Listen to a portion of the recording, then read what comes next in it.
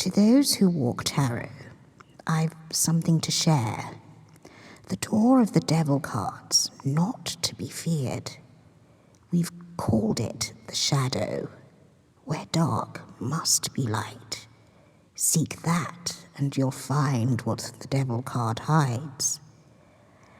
Yes, you'll walk through egos of each deadly sin, of life's long-forgotten vice, thrown in death's bin.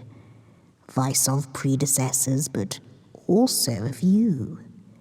The devil card holds death, but it holds life too. The beast sits on trauma, if one cares to see. The devil holds fear, but not punitively. It holds truth unfiltered, why it's undesired. But it holds rebirth when you see what it hides.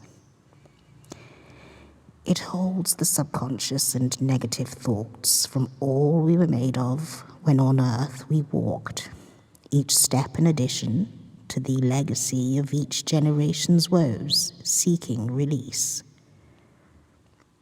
The chains in the devil cards, really the fear attached to be triggered when devil appears. That fear has a purpose, momentum through shock. The devil card's freedom, not life in the dock. The shock is to challenge the body to wake, not hold the deceased to their perceived mistakes, redundant complexes the tower rejects, known once you have passed the feared devil card's test.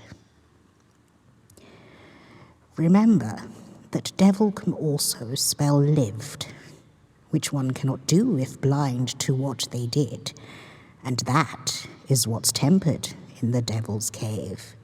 What's lived is recycled, to be lived again. The cards are a projection of where fear's most stored, the hips of the lineage of all those before, becoming the head of the one who's to be. The devil refines old fear's impurities. The plinth is a bear cub, asleep in its den, in full hibernation to wake once again.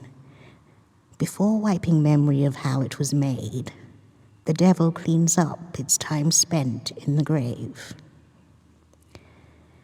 For many, the devil card speaks of abuse. I've lived it. It's really the tomb of the womb.